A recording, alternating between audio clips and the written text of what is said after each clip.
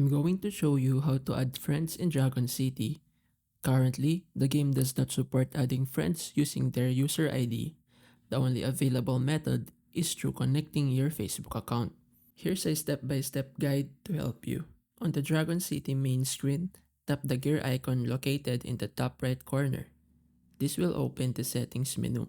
In the settings menu, look for the connect with Facebook option. Tap on it and follow the prompts to sign into your Facebook account. You can also use the social menu to connect with Facebook.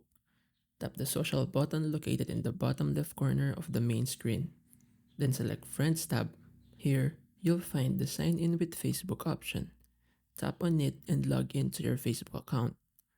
After successfully connecting, Dragon City will automatically display your Facebook friends who also play the game.